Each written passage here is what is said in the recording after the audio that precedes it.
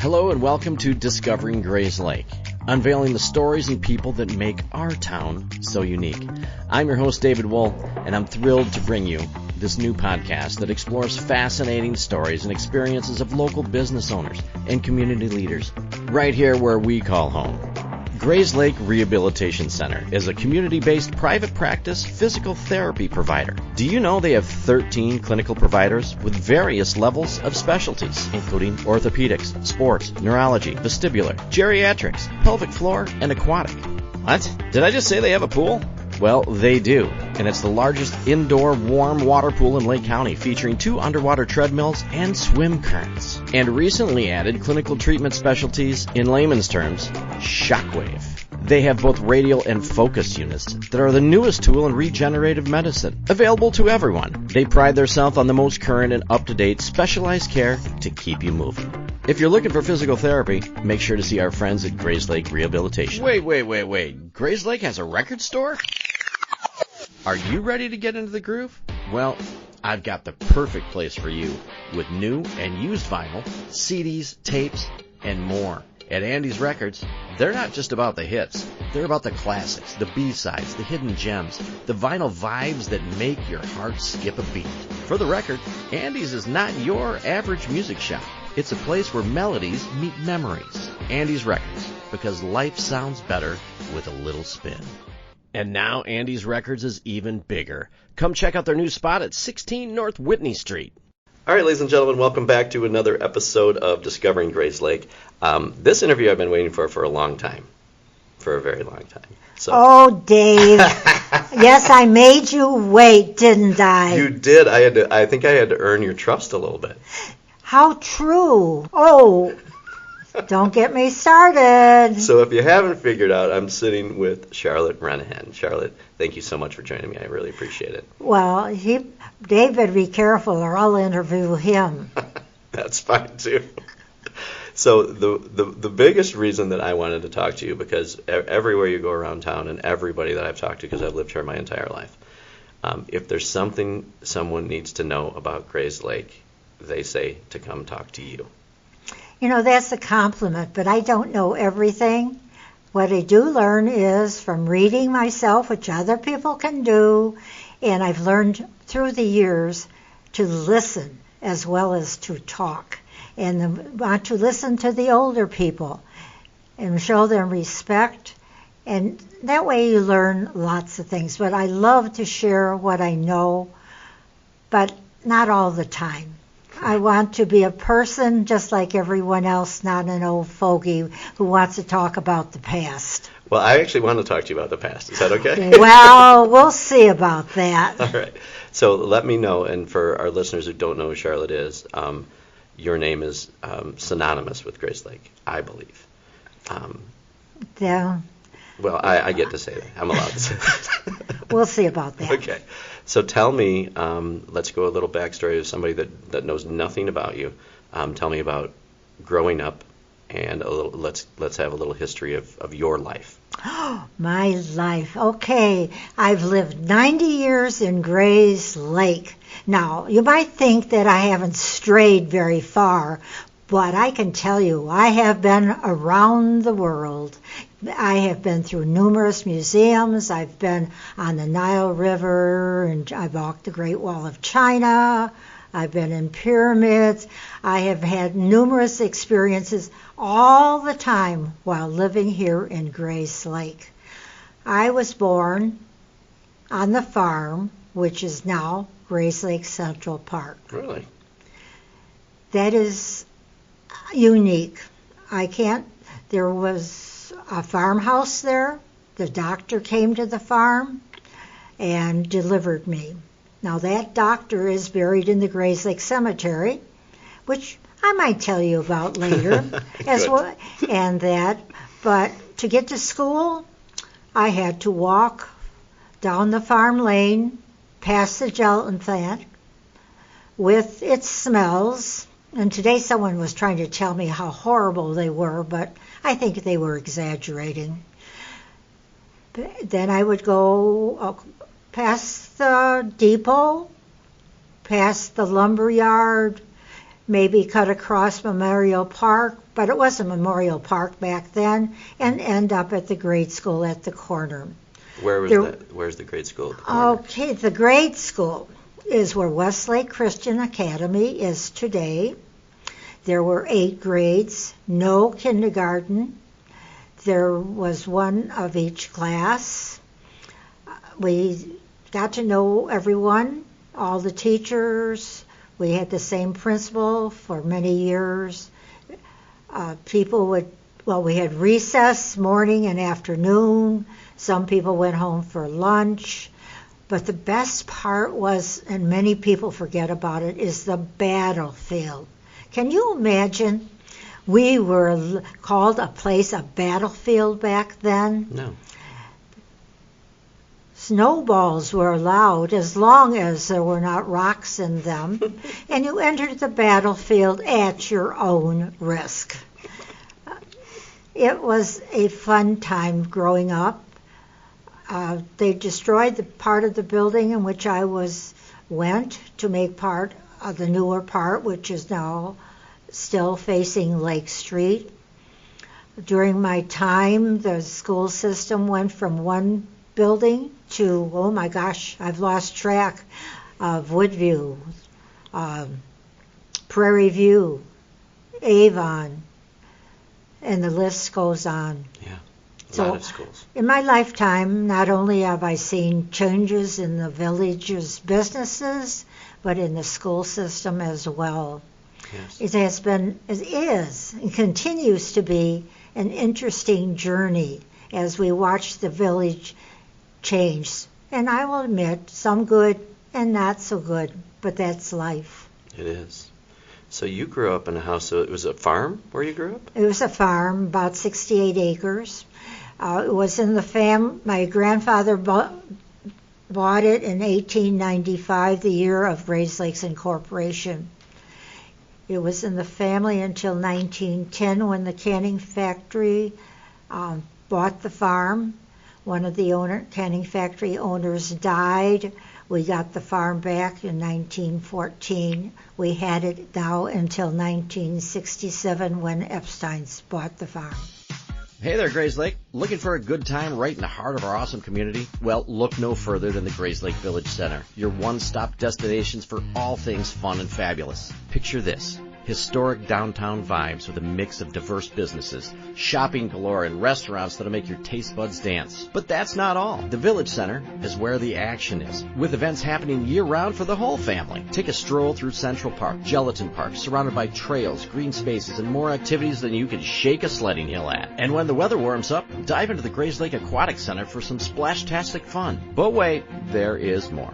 Visit GrayslakeVillageCenter.com to discover the incredible lineup of events happening every month. Want the 411 delivered straight to your inbox? Sign up for the Grayslake Village Center digital newsletter on the website, or check out their Facebook page for the latest happenings. Be in the know. Not sure what you're waiting for? Come on down, soak in the local vibes, and enjoy the experience that's unmistakably Grayslake. Grayslake Village Center, where the fun never stops. Wow. Okay, so at Central Park, there's still a foundation of a home The out there. foundation is part of the barn, yes. Okay, because I remember growing up as a kid that we would go out there and the barn was still there for a long time. There's still, I don't go back there, but there's still parts of the foundation there, yes. Okay, so you went to school, which was, well, at one point called Lakeview. What was it called when you were at grade school? It was Grayslake Grade School. Grayslake Grade School, because that's all we had, right? Pardon? That's all we had. Right, that was all we had. All right, so after... But St. Gilbert's, when I was in about 4th grade, St. Gilbert's started the parochial school. Gotcha. So everything was right over there. Yes. Mm-hmm. And then, so after grade school there, you go to Grayslake High School. Went to Grayslake High School. I was in the 5th graduating class. The 5th graduating class. Yes. Any idea how many students graduated with you? In my class, I think there were 45. I think. Yes. Really? Yeah. That's crazy. Okay, so what did you do, like, after high school? After high school, I went to college. I went to Northern Illinois State Teachers College, which eventually became Northern Illinois University. When I was a senior at Northern, I was a student teacher at Grayslake Grade School. And when I graduated, I took over the class for the teacher I was a student teacher for. And I stayed in Grayslake, let me think, about 2 years teaching 5th grade. I went to Round Lake and taught part of 2 years in 6th grade. I came back to Grayslake to teach 4th grade for about 5 years. Then I switched to physical education because it paid more money because Really? I could coach and make extra money that way. So give me an idea time-wise of what year, do you know what year you started teaching? When you started teaching? 1955. 1955. So there's some Grayslake residents, there's a lot of Grayslake residents that have had you as a teacher. Yes, I was in the system 40 years. Wow. Yes. Okay, did you continue to teach PE? So after 4th grade, I continued in physical education, yes. Wow. And that's what you taught all the way through? For the last part, yes. Wow. Mm-hmm.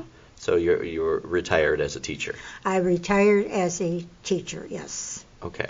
So let's talk about, because there's so many things I want to talk to you about. First of all, we're going to get to your travel. But downtown Grayslake. So tell me some of your fondest memories of growing up here, some of your favorite things to do. Ooh. Okay.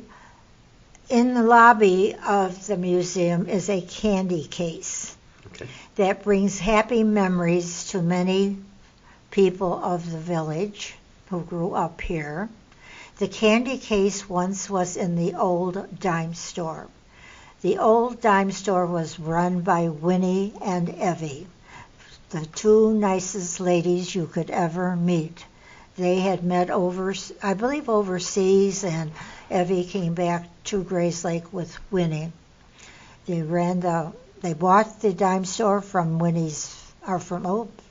from Evie's father, and they ran it for many years.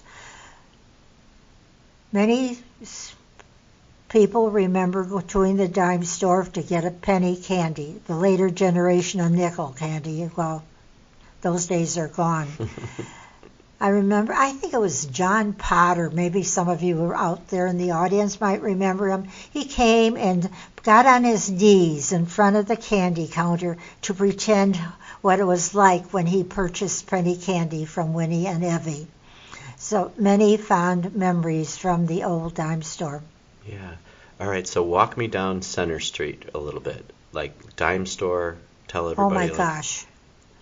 These are things that are super interesting to me. I might not get it in order. You're all right. Okay. You won't be graded on the show.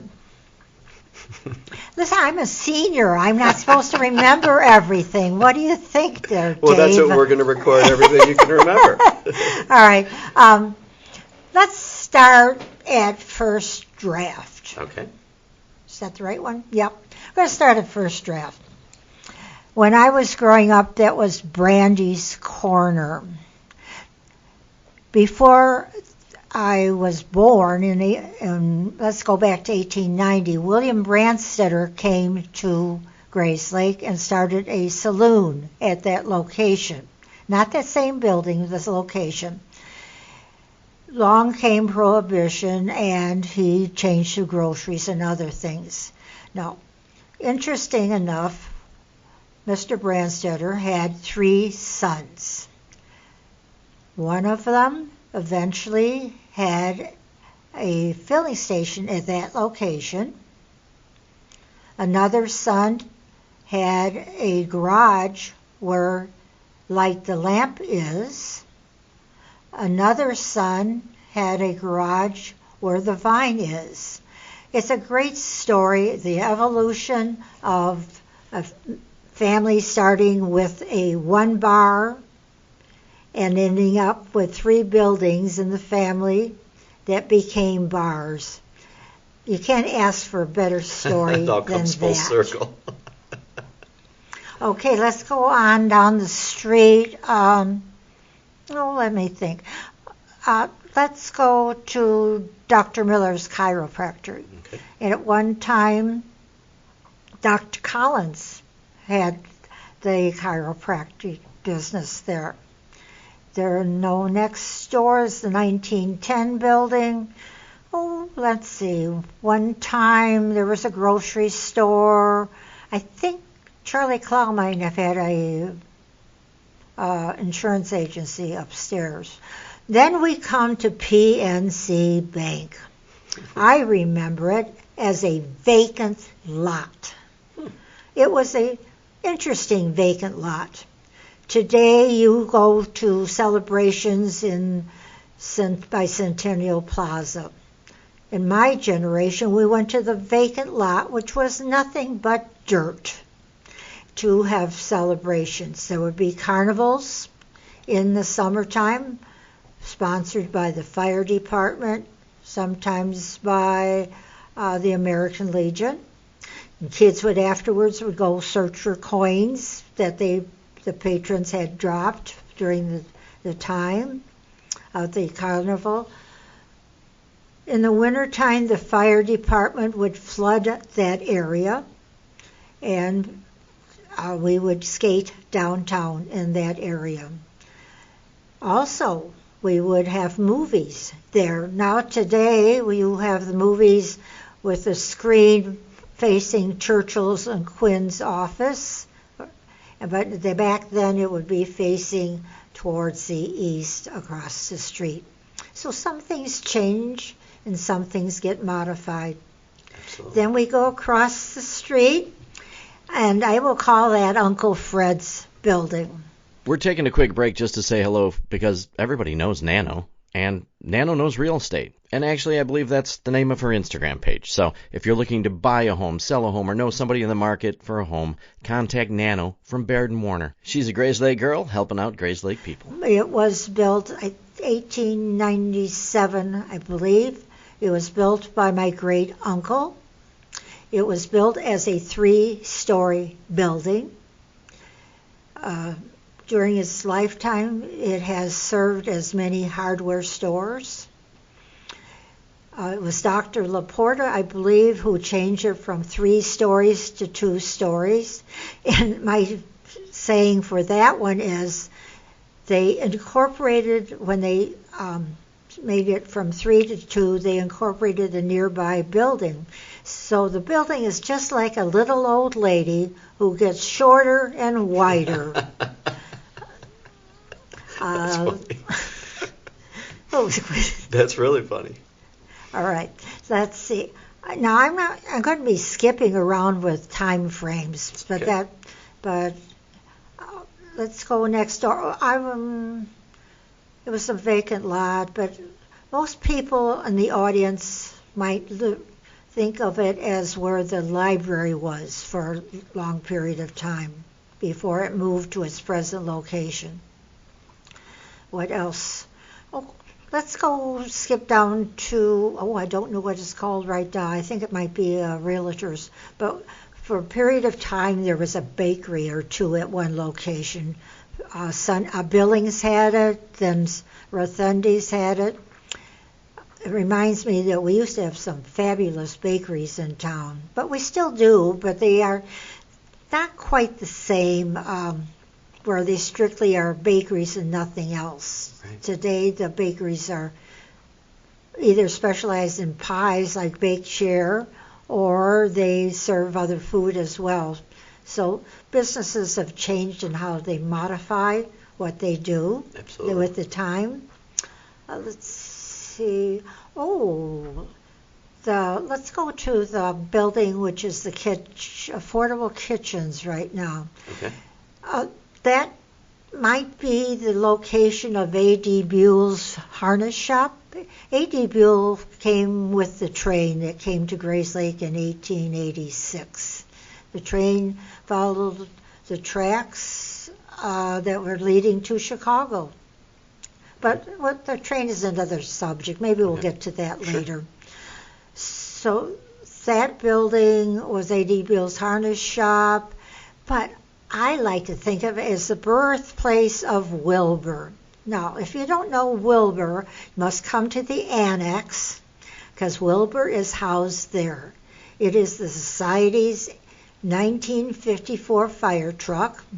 The chassis was brought to Failer Brothers at that location, who fashioned it into a fire truck. Really? So, but it's also been an appliance store or whatever. But today I think of it as Wilbur's birthplace. Okay. And next time you see Wilbur in a parade, just wave and say, "Hi, Wilbur," because he is our pride and joy. We're going to skip a couple of buildings and go across Susser Street to get to Something's Brewing. Maybe we shouldn't tell people that. Horses used to be shod there. And you know what horses do when they eat? They do other things as well. That's so right. maybe, no, we won't go there. We won't go there. But today you are eating in a former blacksmith shop when you eat at Something's Brewing. Blacksmith shop? Yes. Really? Grayslake had numerous blacksmiths. Did not know that. Most of them came from Somersetshire, England. They brought their trade with them. The Pesters, the Goodings, the Davis family. And they end up here. Yeah, because Grayslake was basically English. That's why we're Avon Township. That's okay. I don't know. Let's skip down to the Masonic Temple. Yes. The building was built in the 1890s as a congregational church. In about 1950, about then, it changed to become the Masonic Temple. The Masons started in Haynesville. Their chapter started in Haynesville and came to Grayslake, used several locations before they bought the church to make it a Masonic temple. Interesting. So that is one of the oldest buildings in Grayslake. Okay, that's the one building that I want to know what happens there, because I never see anybody coming in. I never see anybody going out. Oh, you know what? They have fabulous pancake breakfast. That's the only thing I know. Oh. I want to know more. Well, they are I'm not authority on Masons, but they really originate from cathedral building in England, when the Masons would build the churches, cathedrals, and that.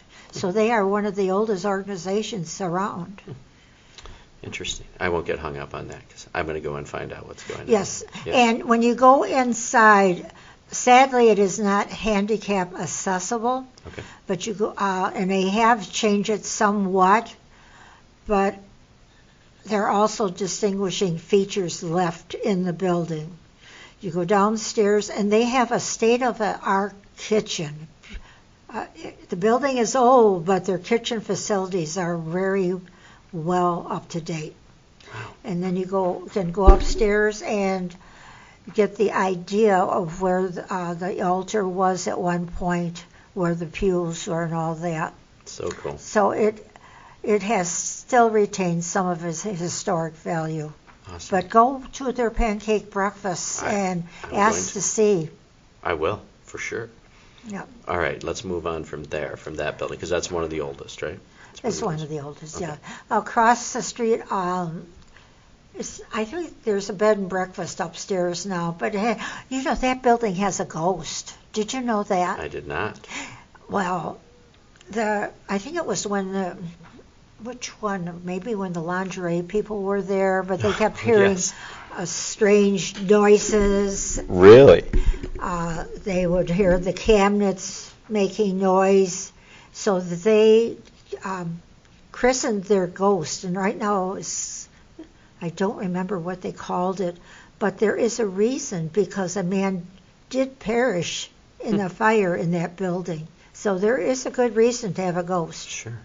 But they didn't name the ghost for the person who had perished. No, and the ghost is probably still there. I think so. Oh, I could tell. No, I won't. Why? There are other buildings with ghosts, and some of them do have reasons to may have a ghost. Do you want to talk about that? I hesitate because at one case, children might go in it, and they don't want to scare children. Okay. Fair It's- enough. Yeah, and Or me, for that matter. oh, that would be fun. You could take me around on a I ghost would. tour. How about That would be fun. All right. Next, we come to, well, I call it the dollar store. That building. At one point, there were three houses there. No, two and one around the corner, and they were moved to North Susser Street and still stand. The houses were moved. Yeah, a lot of the houses on Center Street were moved to Interesting. other locations. So, they would be moved and either still exist or they were later destroyed. But then there was also a period of time that houses were moved from into the downtown area from another area. Interesting. So the moving of houses would make a whole new chapter. That's I firmly believe that everything has a story. People have stories, objects have stories. There are stories everywhere, but we have to be careful because sometimes it's like playing telephone and the stories do not, by the end of the couple years, the stories have been tarnished. Sure. And are no longer accurate. All right, let's go across Slusser Street and get to the Vine, which I already mentioned was the Branch Center building. There were other businesses in between. And that was a garage, you said? Yes, the garage. All right, we go Beer Bazaar. That's where Dr. Fuentes, where the baby doctor was for several years. And that's an interesting story. Then, we come to what was Smitty's Tavern. We come to the Old Dime Store, 129 Center Cut. Should I say shame on them? They destroyed the old dime store. They destroyed the building that where Winnie and Evie held shop for so many years. It's a fine establishment, but I like the memories more. Right. All right. It's time to unleash your style with custom shirts. Explore endless possibilities with Jammin' Tees. Whether it's for school, business, team, or events, Jammin' Tees has you covered, literally, for all your custom apparel needs. See, all right, Churchill, Baumgartner, Quinn. Oh, that's the old name. What was it called now? Dave, can you tell me? Which one? The Churchill's Law Office. They changed names. You know what? I have no idea. That shows how I am. I know. I won't say because the ones I remember are gone. Because, yeah. Right. Baumgartner is no longer there. So, but I keep referring to it as Churchill, Baumgartner, and Quinn, which are, I'm dating myself. Yes. That location was a vacant lot. It was the house, when Grayslake was incorporated, the first house in the incorporation was built at that location. And in 1940, it was moved down Whitney Street to become a resident, and for a while it was the library. Sadly, well, I shouldn't say sadly, but yes, I shall say sadly, is now a parking lot. Right. So we sort of destroyed the first building built as a resident in downtown Grayslake, and was later the library. And now the parking lot. During World War II, there was a billboard there that listed all of the area soldiers who served in the war. That's cool. And unfortunately, there were a couple of gold stars, which meant that they were killed in the war. Going across the street to Centennial Plaza, which is used for celebrations, now has the fire pit and other things. Mm-hmm. In 1900, it was the location of Grayslake's Merchants and Farmers Bank, or was that Farmers and Merchants? I always forget which way. It was a bank for many, many years. Many people remember it later as being a restaurant. And, of course, then it got destroyed. I remember how long it sat, because it sat there empty for a long time, and everybody was wondering what was going to happen to that location. Yes, we do wonder what happens. It's fun speculating at times. You know, there's a building right now we're speculating on, but maybe we'll talk about that later. Sure.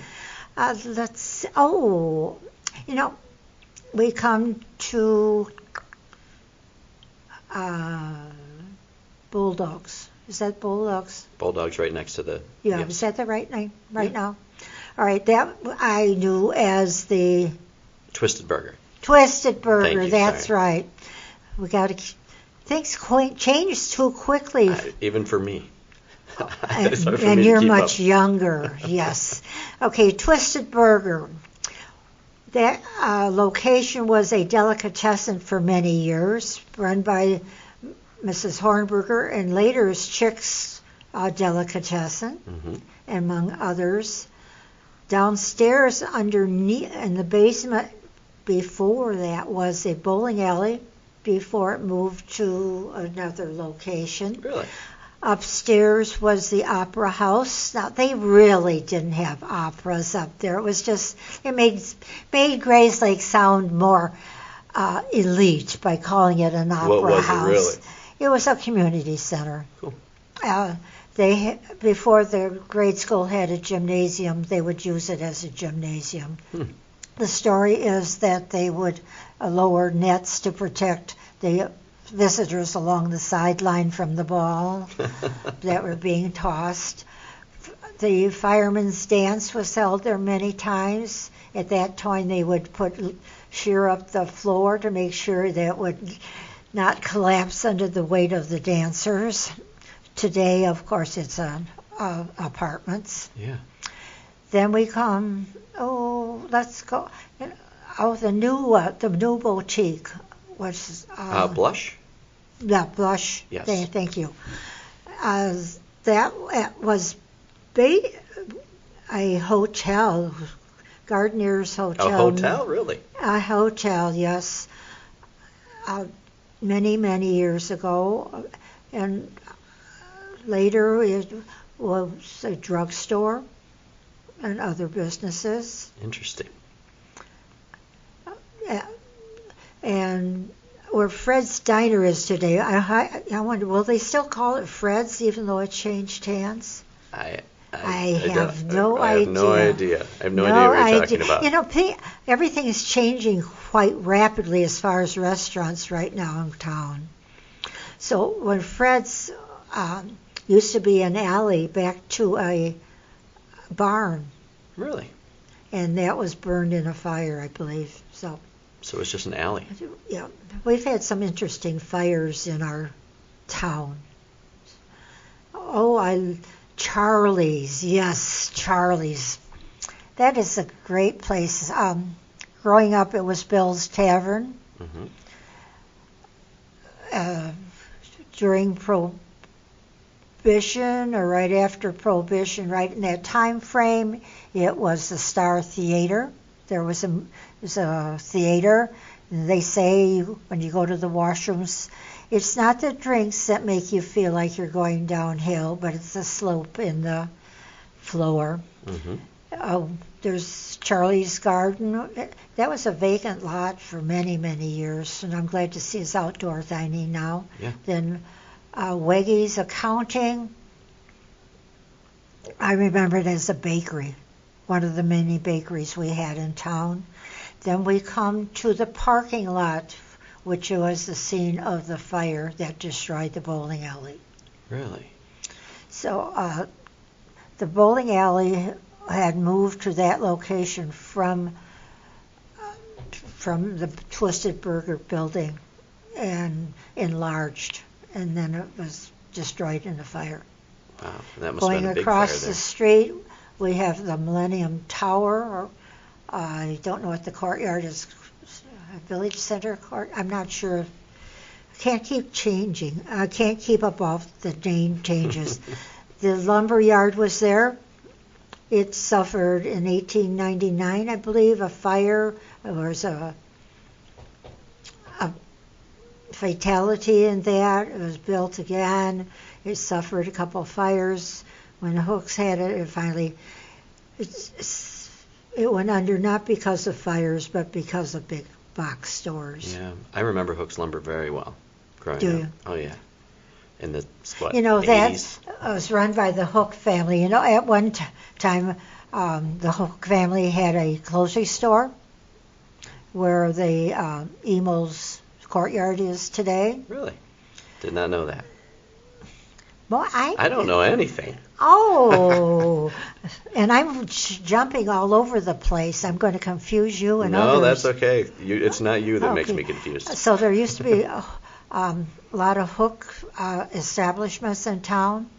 The joke was you get Hook on one side of the street and Pestered on the other, because the Pesters also had a grocery store on the other side of town. So, Most people have no idea what to do with their aging loved one who needs help. Well, there is a solution. A company that provides care and assistance to make your loved one feel right at home. At Right at Home, their mission statement is to improve the quality of life for those they serve. They offer extensive services: personal and companion care, safety supervision and transportation, fall prevention, dressing and bathing assistance, medical reminders, meal prep, hospice support, ambulation support, stroke recovery, Parkinson's support. The list goes on and on and on. If you have an aging loved one that needs help, call Right at Home. Most people prefer to age in their home rather than moving to an assisted living or nursing home. Right at Home can make this happen. Contact Right at Home at rightathomenlc.com or give them a call, 847-984-0103. Now back to the show. Now tell me, here's one thing I want to. So all the way at the end of Center, where the big apartments and everything is, that used to be the Parkway grocery store and everything. Oh, how about down there? okay, I will tell you what I call that building. Okay. Now, people can ask me on the slide, but you know what? I've heard other people have other names for it too, so yeah. Grayslake has a bad reputation. If we don't like something, we have it give it a nickname. All Did you right. know that? That's why I have a lot of nicknames. Oh, What is the I nickname? won't ask you. No, yeah, I won't ask you. your Everybody nicknames, probably yeah. knows. All right. It was Pete's Park when I was growing up. It was a private park. Originally, it was John Hook's farm, and Pete, who had been in a newspaper business, bought that property about 1920 and changed it into the park. People from Chicago would come out to Pete's Park. If you think Grayslake is noisy during celebrations now, you should have been here when the Chicago people, as I call them, came on weekends and they invaded Pete's Park. They not only invaded Pete's Park, but they invaded the highways going to Chicago. It was hard to get in and out of town because the cars would be bumper to bumper as they went back from the lakes. Grayslake was never a lake for for resorts and stuff like that. The South Shore did have some summer homes, or the North Shore too, but not as, we didn't have a lot of resort type people. So anyway, back to Pete's Park. It was a commercial park. We had to pay to get in. Maybe for a school picnic we would get to go there. There was controversy.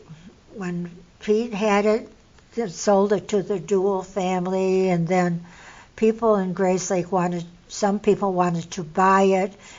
It did not pass, so it became Parkway Foods. So the name is from Pete's Park, which was really Grayslake Park. But there was controversy at that point.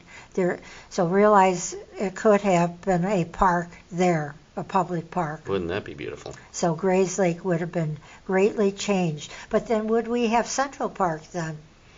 I don't know. I don't know. See, we're lucky to have Central Park because there were people who wanted Barron Boulevard to follow the train, but it did not. As you notice, 83, when it gets to 120, yep, it veers away from the train. Sure does. And it doesn't veer back until you get up by, Rollins Road, up north. Yeah. Yeah, but there's controversy there, too. It's named Barron Boulevard because the man by the name of Barron, I don't know if he donated or but offered his land. And he got a subdivision along the land. I see. There are lots of controversies. Yes. Yeah. Wow. Sometimes the controversies turned out well, and sometimes, they became history. Absolutely. So you've seen almost everything change of the landscape of what we look at today. Is there anything original that's there? That's a good question. I've seen changes. The street names have even changed. Some of the buildings' facades have changed. I like when the facades are changed instead of being torn down or moved to a different location.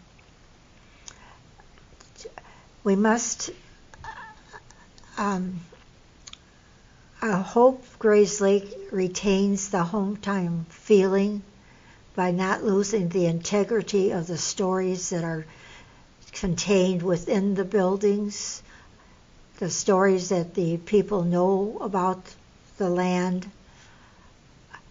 To me,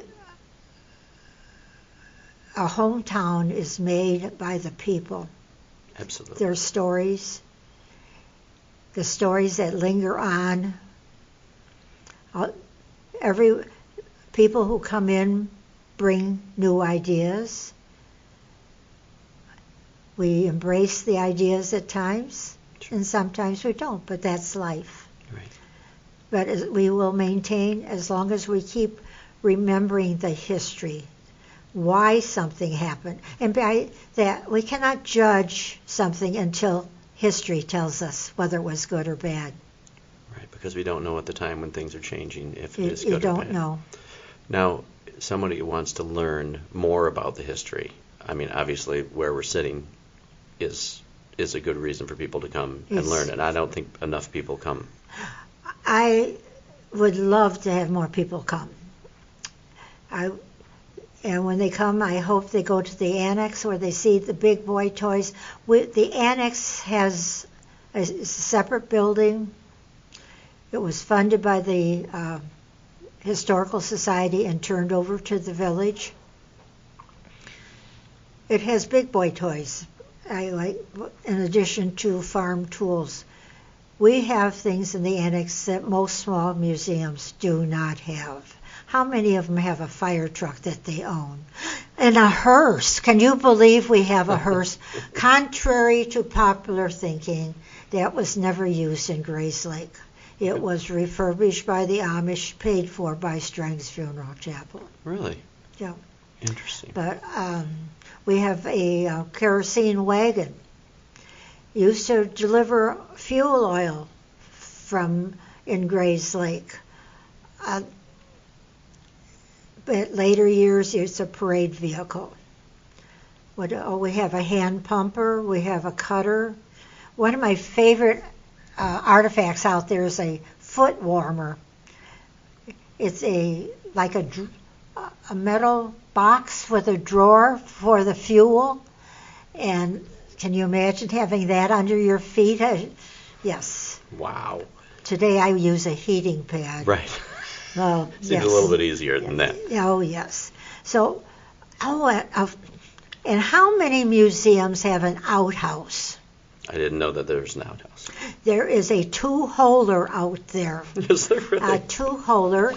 It has a Grayslake connection. It was on now near Peterson Road. It was at another location and had to be moved from that other location. It came here. We love to tell stories about the two-holer. And, well, if you have to, you can eliminate this part. But anyway, I'm loving it. Today you flush. Back then, all you did was you just lift the building and move it to a new hole. Oh. And that is, yes. It's a two-holer, then you don't have to move it as many times. People who come through the museum tell us stories, and we learn from them as well. One told about when they had an outhouse, there was a clothesline between the house and the outhouse. In the wintertime, the clothesline would guide them to find the outhouse in the wintertime when it was snowing and blowing. Now, in our house, we youngsters and women, we just use the chamber pot in the closet. But anyway, but what a cool artifact that you guys have here. It is very cool. And a few years ago you were hesitant to talk about it, but kids now, they'll talk about anything. It doesn't matter. You can use whatever terms fit the situation. So we have farm tools out there that can be described and so on. Right. So I want to jump, because you have so much history in our town. So at what point did the museum start? What did you have to do with that? All right. The Historical Society was formed in 1976. 76. Yeah. Okay. Remember that date in history. All right. We had meetings at various places. Started collecting artifacts. When Woodview closed for a couple of years, we had a museum at Woodview School in 2 rooms. Did not know that. The Park District also used the building for exercise classes. There were people who wanted us to sell Woodview School. Can you imagine? I know which people they were, but I won't tell. They wanted to sell the building, and today it's been added on to several times. I find it amazing that growing up here, and I was here when Woodview closed, and we went from closing the school to opening Woodview back up and building however many more. It's Isn't very it amazing? Interesting. Yes. And I always wonder, how did it change like that? Where was our population at a certain point where we needed Woodview, and then we didn't need Woodview, and then we needed Woodview and more schools? One of the major reasons for the population boom is when Epstein died and his properties were dispersed. Otherwise, Epstein owned the land west and north of us. We were landlocked. Really? By his property. And now what is there now? What was that? Was that where more of the houses that were okay, built? so now we have West Trails. Right. Harry Ann Farms. Mm-hmm. Harry Ann Farms is named after Harry and Anna Epstein. We have Chesapeake Farms. Yeah. Chesapeake Farms was also owned by Epstein. Okay, now I understand a little more. Okay. Right. So that land is sold, and then they started building homes. Yeah. And a lot of them. Mm-hmm. Wow. So, the gelatin factory and the family had owned it, had much influence on the community. The gelatin factory itself didn't close during the Depression.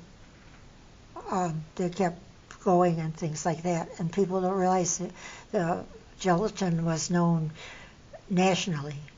Mm-hmm. When we started talking, you were talking about the smell of the gelatin factory, and it's funny from living here as a little boy that I could smell it when you were talking about it.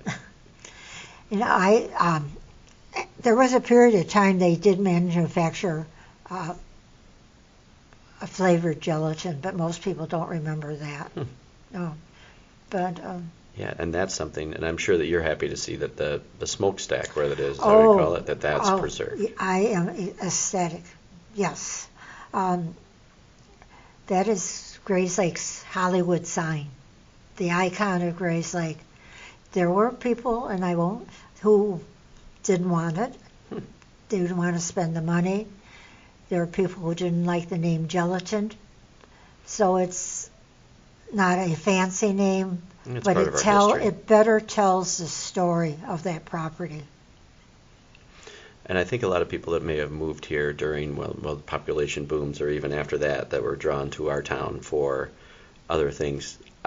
One of the reasons I really wanted to talk to you is to bring out some of the rich history that we have of what our town used to be and how it's transformed in good ways and maybe not some great ways. We have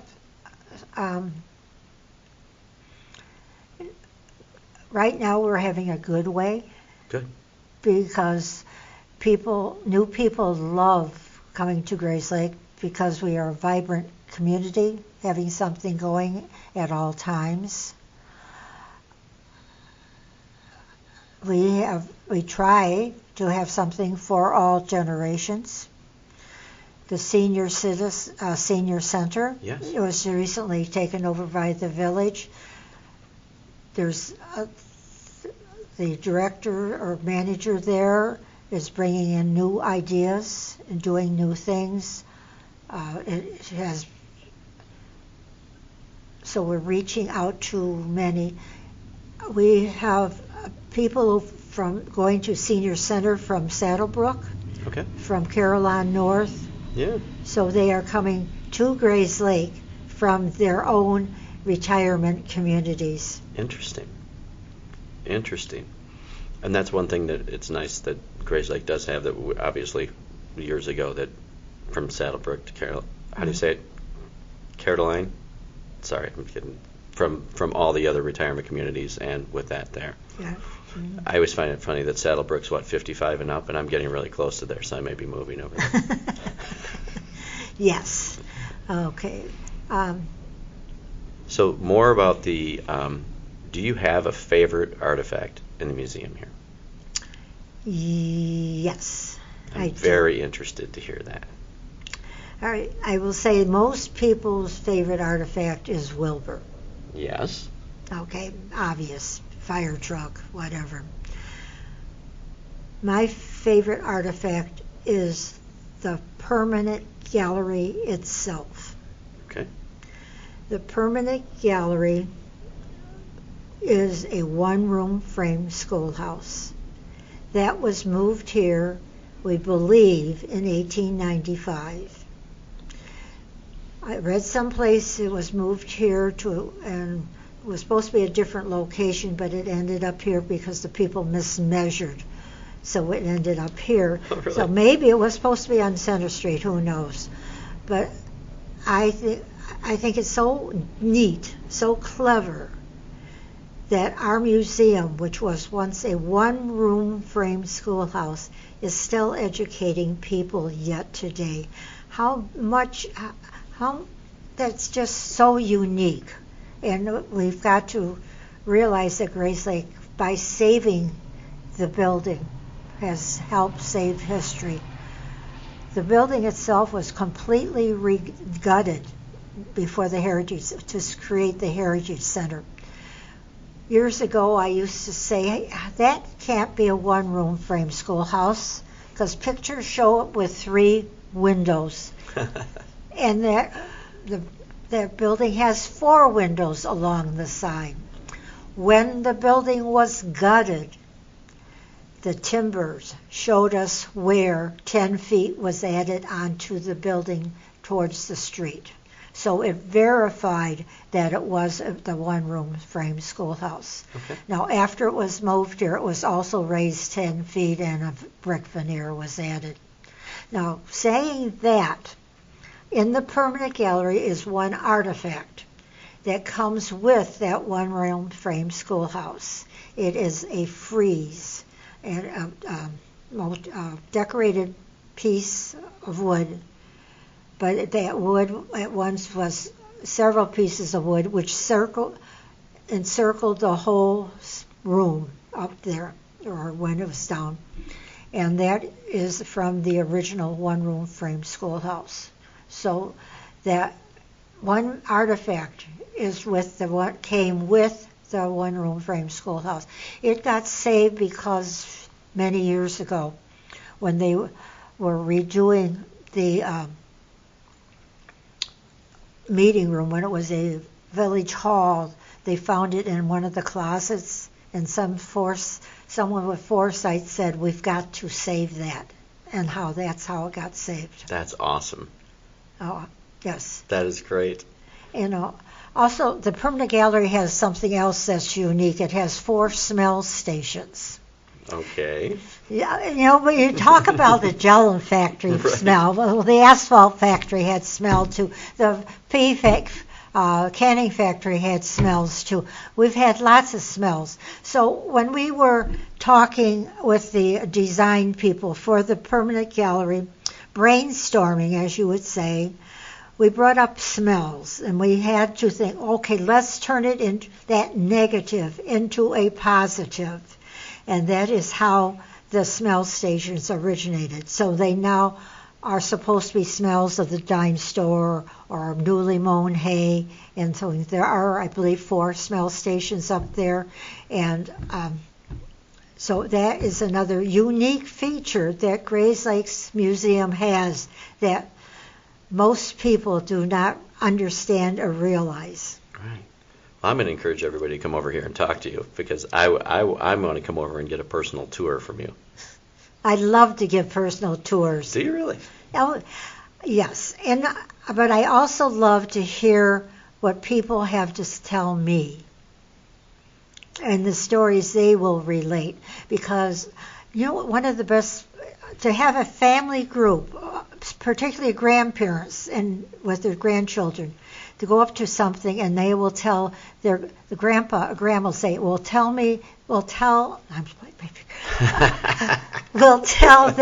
their grandchild, I remember using that. That was in Grandma's house. Or they will tell the stories. And that is the best thing, is when the grandparents tell the grandchildren the stories that they find here they can talk about here in the building. Which is amazing. Because there's so many things, even little things that I think of now, like that my father's grandchildren, my children wouldn't know about little things that we take for granted. But to have the youth come in and see stuff like that is amazing. For a while we had a traveling basket. It went by the wayside due to age, but we are going to reinstate having artifacts that kids can touch. And right now it's up in the society office, but we're trying to think of unique ways of getting it available, maybe on wheels to bring down to the lobby so people can touch and things. How many people don't even know how to use a dial telephone anymore? It's one of the things I was thinking of, is a dial telephone. I went to the flea market Saturday. Mm-hmm. Sunday. I went to the flea market Sunday, and one of my missions was to find a dial telephone, because I can't find the one that belongs here. And we found a dial telephone to put it with the other artifacts so that we can use that to explain to children how it used to be. Right. And also have the parents play with it. Sure. There was a village official when we had one other phone out before we changed locations within the building. We had a telephone out, and he said, "Oh, I used to use that. You mean it's history now?" Yes. And I know exactly what that's like. Let's switch gears here a little bit, because I want to make sure that we use our time, that a couple things that I really want to talk to you about. And one of them, I want you to tell me about the cemetery walk. The cemetery walk, yes. Now, if you were asked me my favorite event, it would be the cemetery walk. It does not bring in thousands of people, but we get good attendance, and we get good reception. People really like it. About 27 years ago, I went to a cemetery walk in another village. Loved it. Got to have it here. Oh, but I can't handle it.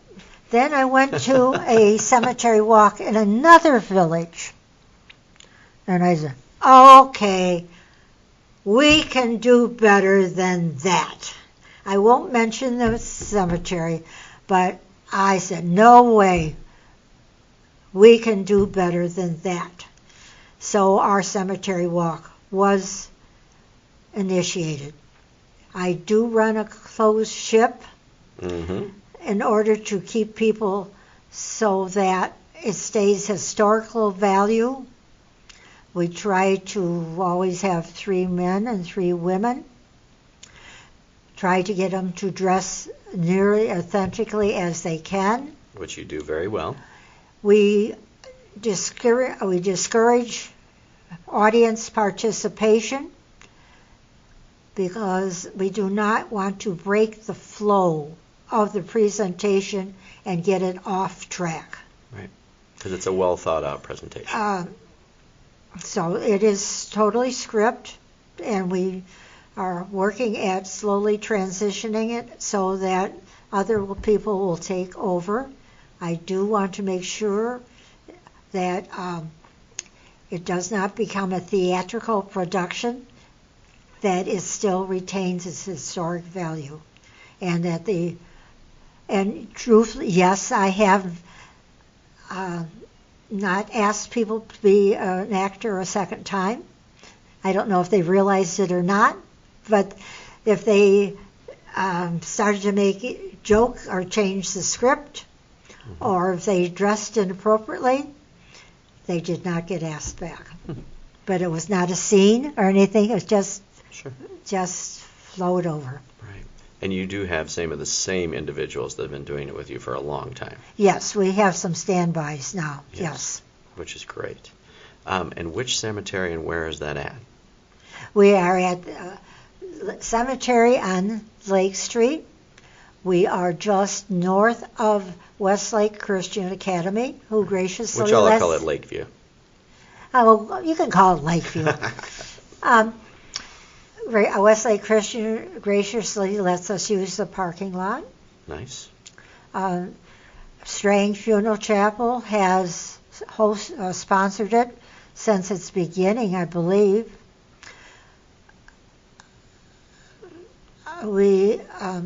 People have through the years have made some suggestions. Sometimes they take them, and sometimes they go in the senior ear and out the other senior ear. Yeah. I admire your dedication to preserve the history of our town. I know that some may call you opinionated. I don't know where they would get that from. Oh, you know what? Once at least I have a reputation. You got to have some kind of reputation, yes. I can remember was one woman said, now deceased. She said, I don't care how people spell my name. That doesn't make any difference to me. As long as they remember me, that's what counts. So, right. And those without opinions, what are they contributing?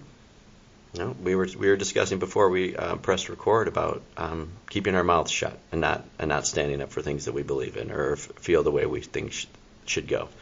And I think that we're encouraging each other to open our mouths and to make sure that we give our opinions. Otherwise, you'll remain unheard.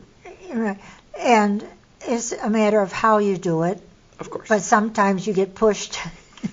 I always say it's not always content, it's delivery. Yes. Yes, delivery, yes. Whether it's a soft boom or a large boom. Right. The fact being that I admire that. I admire how you do things, and I admire how you stand up for things the way that you think they should be. And everything that you're working on here brings value to our community and keeps things alive that may no longer be if somebody doesn't stand up for that. I admit, this is my second home. I admit it. It's my second home. I made a commitment. I feel today people don't make commitments. Absolutely. And I truthfully believe that everyone has something to offer, whether good, bad, or indifferent. Sure. Years ago, there was someone who was called a slum landlord of the village. Oh, yes.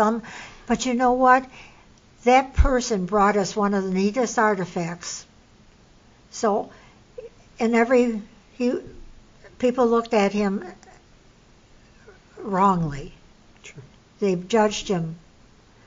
But in every good person there's bad, in every bad person there's good. And as a senior, I preach that. Mm-hmm. Right, and it's okay to see that, and it's okay to, and if things are like that, I love that you can see the good in that as well, that there is good in everyone. Yes. And sometimes horrible things happen, but they happen for a reason. I'd love to believe that all the time, but yes, they do happen for a reason. So I'm going to get in trouble if I don't do, because you have listened to a couple podcasts, right? Yes. Okay. And I, like we talked in the beginning, I was giggling that when you and I were emailing back and forth, I was like, wow, Charlotte's going to do this. This is great. I was all excited. So I have a couple things when you've listened how we do our Grayslake hot seat. Yeah, if I hear them. Okay, I'll speak up for you too. I might have to explain them. All right, yes. Okay, so Grayslake hot seat with Charlotte Renehan. It's time for the Grayslake Hot Seat. The Grayslake Hot Seat today is brought to you by Premier Chiropractic. Dr. John, conveniently located in historical downtown Grayslake. Premier Chiropractic offers you a full range of chiropractic care. John is dedicated to treating people within our community and showing them the benefit of great, convenient, affordable chiropractic care. So if you're looking to get straightened out, go see Dr. John at Premier Chiropractic. Now for the Grayslake Hot Seat. We'll make these quick because there's some other questions I want to ask you too. So tell me, I know you've traveled a lot. Is there a place that you would like to travel, like your dream travel place, that you have not been? I would like to go to Antarctica to fulfill all the continents, but I know I will not because I get seasick. Oh, no. And also, some people say, why do you want to go there? There's no culture, Charlotte. But anyway, so the one place I have not managed was the Taj Mahal. Really? Yeah. Okay, and you've been to every continent? I've been to every continent, yes. Since we're on this, where's your favorite place you've ever been? Each one, most people will just say the last place I've been is my favorite. That's a way out. True. I have been to Germany 7 times, 6 of them to visit my ancestral roots. So Germany is on the list. I found each place has something unique to offer. Yes. The places I've found don't depend on the place I visited, but the people with whom I am traveling. The worst travel trip I ever had bad weather, but it was also the people on the tour. Really? And the tour guide who came up to me afterwards and said, "Oh, thank you. I don't know how you put up with those other people. Thank you." And yes, so it's the people who make the difference whether I like where I am. Right. So don't be one of those people that ruins things. Right. I think there's I love to travel without people I know. Really? I will travel with my family, but because I find that I can broaden my horizons by traveling with others. If I'm on a train, I've gone across Canada by train. I've been to Seattle by train, Los Angeles by train, San Francisco by train, and Washington, D.C. by train. Now, most of those, though, I ate with people I didn't know. I was traveling alone. You meet such interesting people, and you learn so much about your own country and how people think about our states and their political views. You can talk political views with strangers and get away with it. But no, I love to travel. I've gone to, I've had experiences traveling alone. I mean, I'm yes, sure of it. I've done some dumb things traveling alone, but you always get out of them. Right. But no, so I would like to go to the Taj Mahal, That's but all. I won't. But you won't. No. Okay. Not anymore. Okay. Well, I hope that changes and you do get to go. I want to know what your first car you ever had was. Of my own? Yes. Oh, it was a 56 light green Ford. 56 Ford. I'm pretty sure. Nice. Do you have a hidden talent? Tell me something that You people know, don't know what you Can can I make do. something up? Sure, make it up. My hidden talent. I have no talents. My hidden talent. Maybe my hidden talent is knowing when to shut up when I should. Do you practice that well? Sometimes. Sometimes. Yeah. No, I do. No. What is it? Oh, you do know when to stop. Okay, so I know that this one because after doing a little research too, I know that you have written a book, correct? I have compiled books. Okay. I work on the hardcover history book. I did the Avon Township book with guidance. I've done Lakeview history book, the cemetery book, Stories of Grayslake, his high school book. Really? 3 family history books or more, and some others. Yes. Wow. But they're compiled. I'm not an author. They're compiling. Okay. Well, they're compiling. Are they going to be published ever? They are all.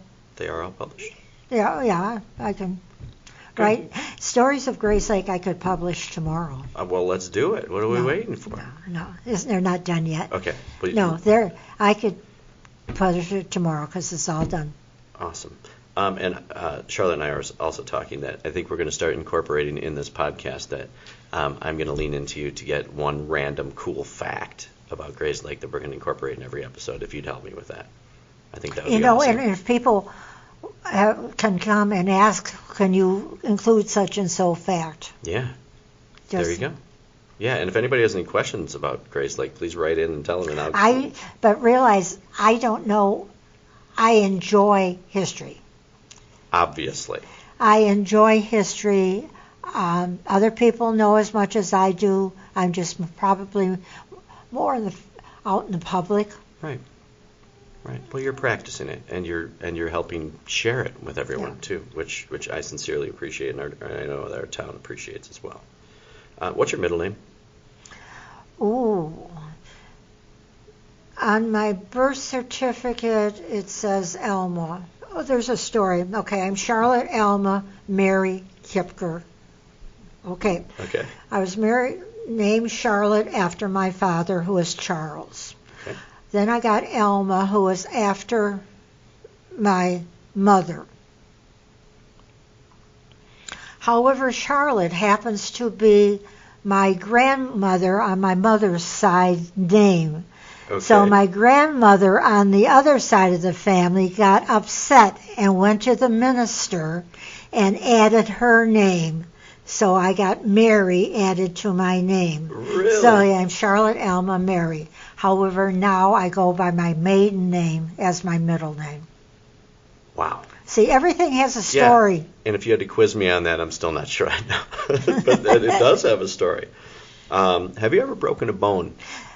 I have chipped a bone in my hand when I fell off my horse. Okay. And you notice I said my horse. Yes, your horse.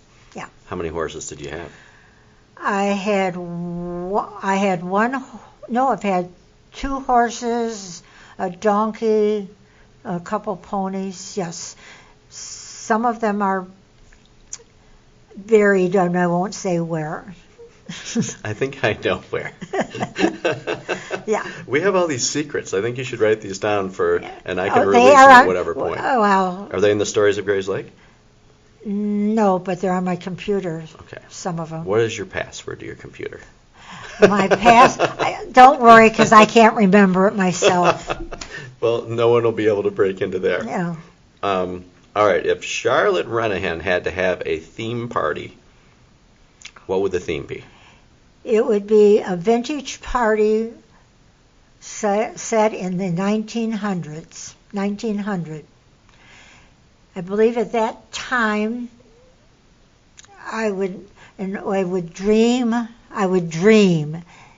that that older residents would tell stories, and I would dream that my grandparents would still be alive and tell me their stories about growing up overseas in Europe. No, theme party would be 1900s, and awesome. Pretending it was Grayslake at that point. Awesome. Did you play a sport or music in high school? We did not have sports per se. We had Girls Athletic Association, so there were no competitive sports. Really?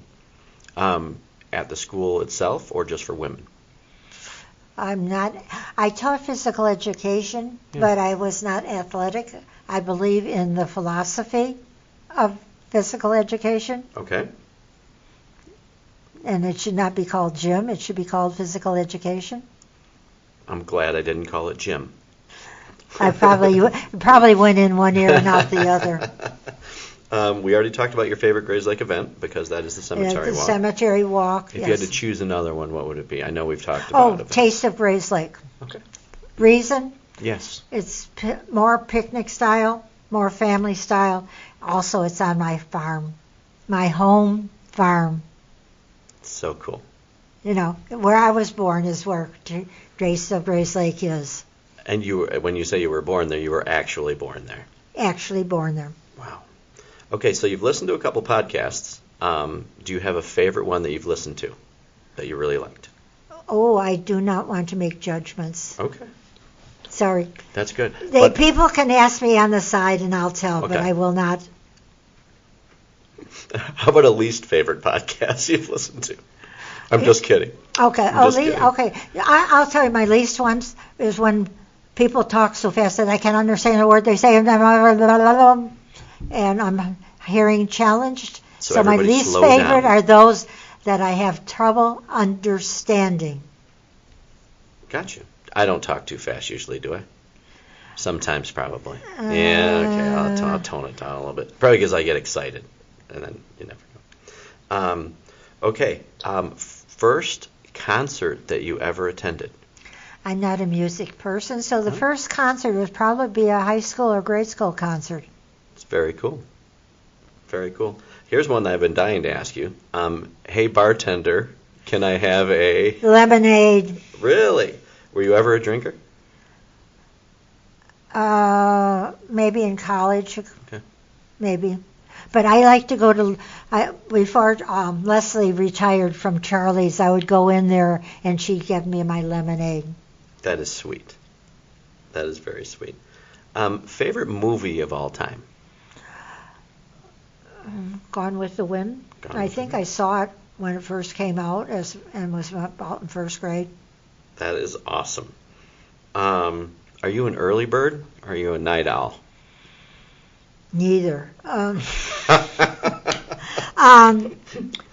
not a night owl. I have a tendency to go to bed early and wake up in the middle of the night and do things and then go back to bed. Okay. I wish I could do that. I'd get a lot more done. I find that my mind is clearer. Interesting. Maybe I'll work on that because I have a lot of things I should be getting done in the middle of the night. No. It's just clear. Mm-hmm. I know that you have. So tell me about an award that you have won or something that you're proud of. And you don't have to be shy. I am very honored to have received many. Do you have one that means the most to you? Or one that means a lot to you, without judging, ranking them? Probably, oh my God. All right, so I've been Summer Days Grand Marshal. Oh, cool. You didn't know that one? No, that's great. Okay, the gallery is named for me. But my probably the all-time favorite is from the Illinois State Historical Society, a lifetime achievement, and it is a statue of Lincoln. Wow, that's fantastic. Oh, And well deserved. Congratulations. Oh, thank you. You worked a little hard for that. I think you deserve that. Oh. Tell me about the second time you were arrested. I don't think I was ever arrested. I've been stopped. Okay. I got a ticket once when I parked illegally. And that might become a story. Okay. And I was stopped on Renehan Road in the park. But I think I only got a warning. What's Renehan Road? Washington Street. Renehan Road used to be Washington Street? Yes. I'm sorry. Yeah, Washington Street used to be Renehan Road. Yes. That's cool. Did you right? know that? No. The Renehans came in 1836, settled on the south shore of Round Lake. Okay. So they owned property there, and the Renehan Road went from Cedar Lake Road in Round Lake to Lake Street here in Grayslake. Did not know that. It became Washington Street in 1967. At the same time, Grayslake and Grange Hall Roads became Washington Street. Interesting. See, I'm learning more. I should know that from the way you're looking at me. I feel like you're like, come on, Dave. You should know these things. Do you watch TV at all? I've never had. I only have an antenna. Really? And right now I only get 2 channels. So therefore I basically don't watch much TV. Right. And you live here in town? You live on Center Street? Yes. How long have you been in that home? Oh, I've lived in 3 places. Born on the farm. Moved to town. Back to the farm. Allegheny. Back to town. You know what? For some reason, I knew that you lived on Allegheny. That wasn't like terribly long ago, right? Right.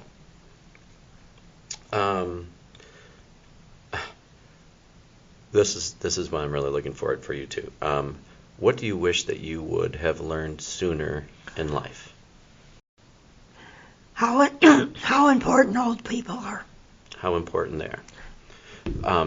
For their knowledge. For their knowledge, yeah, so that they can tell their stories and get them out, so they're not lost forever, right? Like you were talking about playing the game telephone, where the stories will change and change as they go. So I think it's important that we capture those from the horse's mouth, so to say. Yep. To move forward. All right. So because of time-wise and how long that I like to make these episodes, me and you could sit here and talk for a year. She asked me how long I was available, and I gave her like 3 days. I'm available for 3 days. Important things that you think or would like Grayslake to know, either about our history or about the way things are, that your perception of things you'd like people to know. That's an important question. It's an interesting one. I would like people of our community to embrace our history, to understand why decisions were made in the past, to embrace and move forward, to learn facts, get various opinions.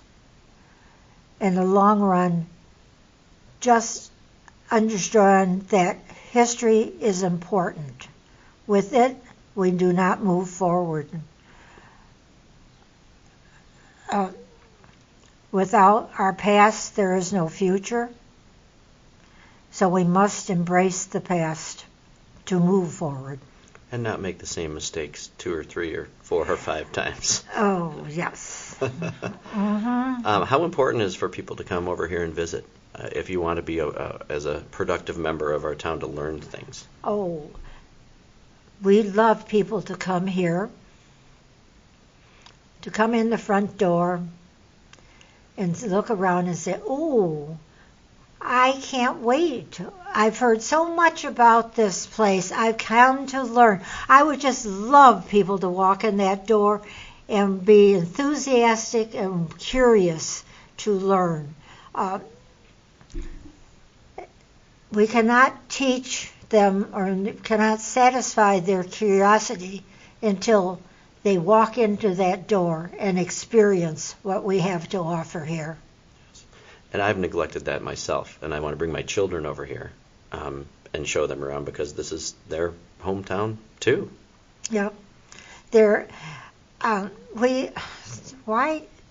History has a bad name to many people. I don't know if it's the way they were taught or what, but history is fun. You can create history and even make it more fun. Sure. Be a part of history. There is children. I guess I like history because I was exposed the only time we went on vacation was to go between milking the cows early in the morning and late at night, and we go on a trip and we go to historic sites. And those are inexpensive, but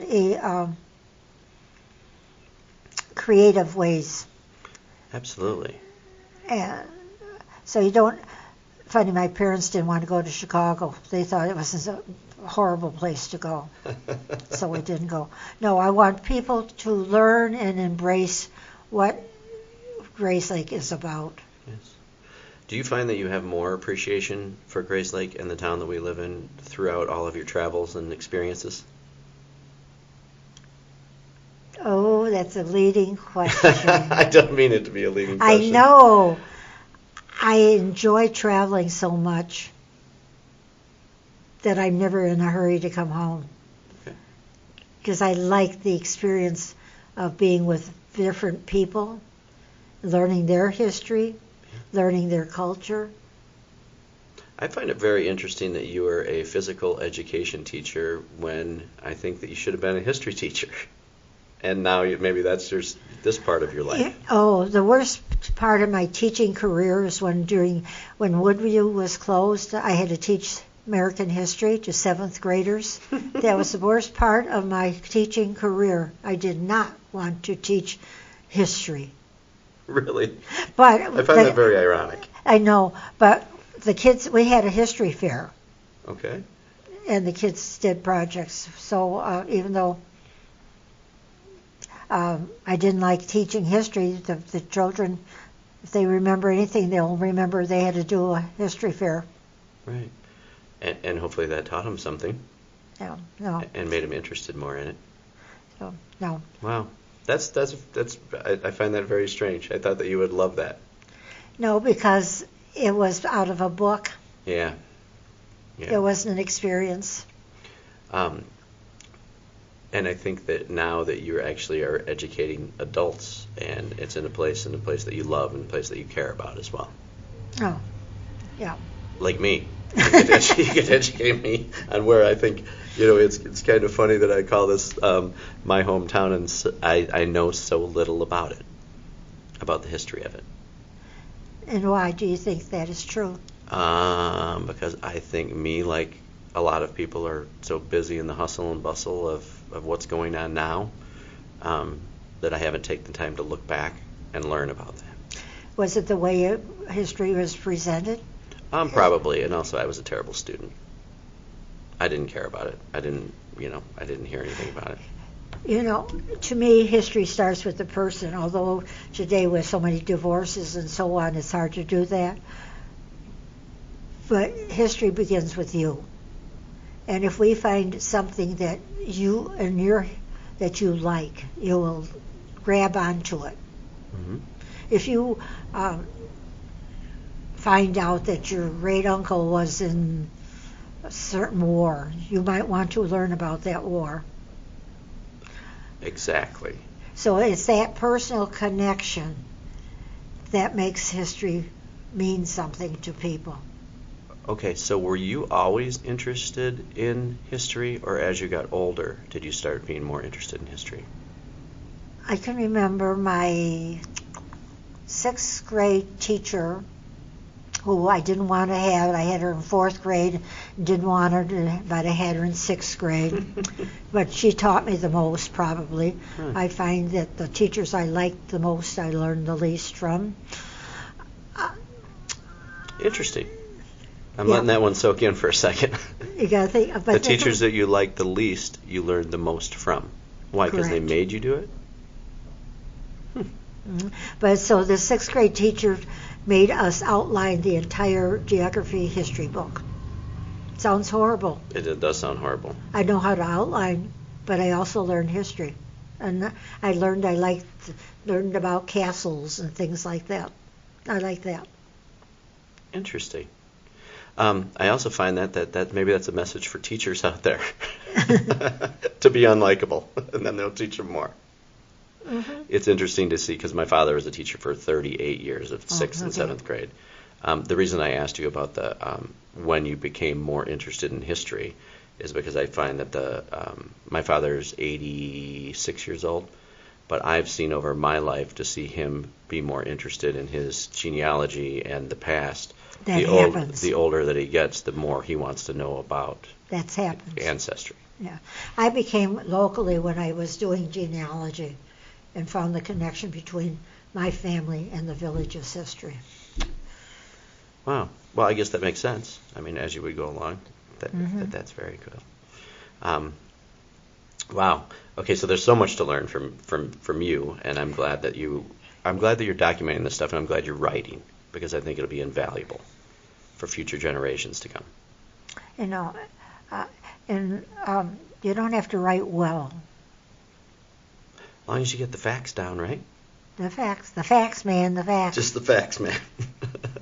Well, I appreciate you taking the time to sit down with me. Oh, it's been fun, although I dreaded it. Why did you dread it? I know I dreaded it, but I was, okay, Charlotte, got to watch your mouth. You should know one thing about me. When you're around me, you don't have to watch your mouth. Okay. But you did dread it. But are you happy now? I'm fine. Okay. I'm fine. Okay. I wanted you to be happy. Oh, but that wouldn't fit my character. Oh, that's right. That wouldn't fit what people think. Well, then you should yell at me at the end or something. No, I don't yell. Or point. I point my finger. Yeah, you got it. Yes. And I hope everybody, I hope that coming out of this episode, I hope we can encourage people to come here and look around and embrace our past, to learn more about our town, because there's a lot to learn. And just looking around just a little bit here, I hope that more people will come over and check it out. I hope so, too. Yeah. Because their tax money is here, too. This is true. So come check it out and bring your kids. Yes. Yes. And I liked what you said about the grandparents coming in and sharing and bringing them with.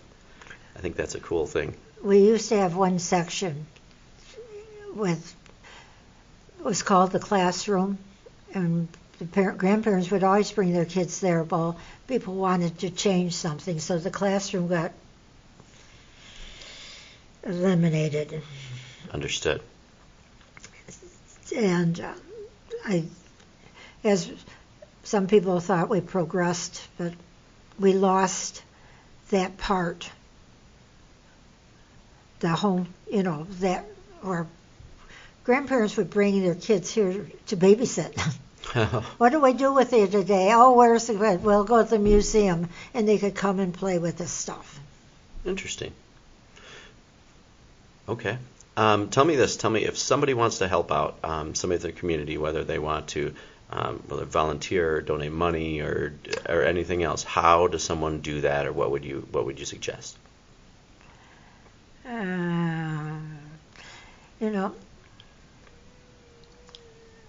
I suggest you can, depending on what they want to do, either they contact the Heritage Center directors or come to the Historical Society.